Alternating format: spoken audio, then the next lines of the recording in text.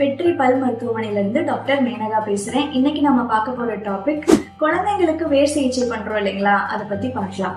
இப்போ குழந்தைங்களுக்கு உள்ள பால் பற்கள் அவங்களோட வாயில 3 வயசுல எல்லா பால் பற்களுமே முளைச்சிரும்.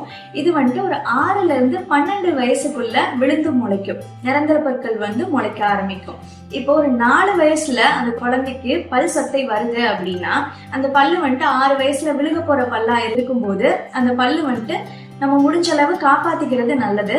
ஏன்னா அந்த பல்லு எடுக்கிற ஸ்டேஜுக்கு போயிடுச்சு அப்படின்னா அதை நம்ம எடுக்கும் போது அந்த ஸ்பேஸ் கொஞ்சம் கொஞ்சமா மறைய ஆரம்பிச்சிடும். ஏன்னா பக்கத்துல இருக்க பற்கள் கிட்ட கிட்ட மூவ் ஆக ஆரம்பிச்சிடும். ஸோ நிரந்தர பல்லு வர்றதுக்கான ஸ்பேஸ் குட்டி ஆயிடும். அப்போ அந்த நிரந்தர பல்லு முன்னாடியோ இல்லை பின்னாடியோ முளைக்கும்.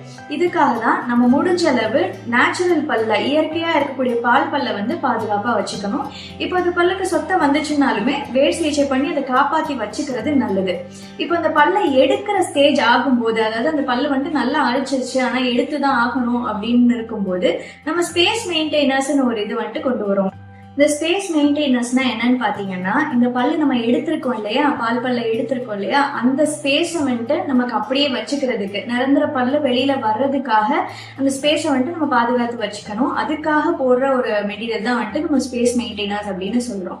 இப்போ இந்த பால் பற்கள்ல சொத்தை வந்திருக்கும் போது வேர் சிகிச்சை எப்படி பண்ணுவோம் அப்படின்னு பாத்தீங்கன்னா, பால் பற்கள்ல முன்பற்கள்ல மட்டும் ஒரு வேர் தான் இருக்கும். பின்பற்கள்ல, கடவா பற்கள்ல மோஸ்ட்லி ஒரு 3-4 வேர் வரைக்கும் இருக்கலாம். இந்த வேர் எல்லாத்தையுமே நம்ம ஃபுல்லா சுத்தம் பண்ணிட்டு உள்ள ஒரு மருந்து பொருள் வச்சு அடைச்சிருவோம். இந்த மாதிரி அடைக்கும் போது விழுகிற ஸ்டேஜ்ல ஏதாவது பிரச்சனை இருக்குமா, பல்லு விழுந்து முளைக்கும் போது ஏதாவது பிரச்சனை இருக்குமா அப்படின்னு கேட்பாங்க. இப்போ பால் பற்கள் விழுகிறப்பவே பார்த்துருக்கீங்க, மேல உள்ள பல்லோட பகுதி மட்டும்தான் விழுகும், உள்ள வேர் நல்லா அரிச்சிடும்.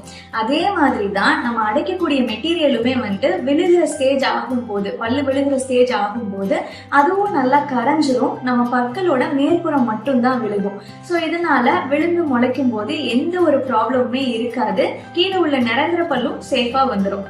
இந்த டாபிக்ல உங்களுக்கு வேற ஏதாச்சும் கேள்விகள், சந்தேகங்கள் இருந்தா கீழே இருக்க நம்பருக்கு தெரியப்படுத்துங்க. நன்றி.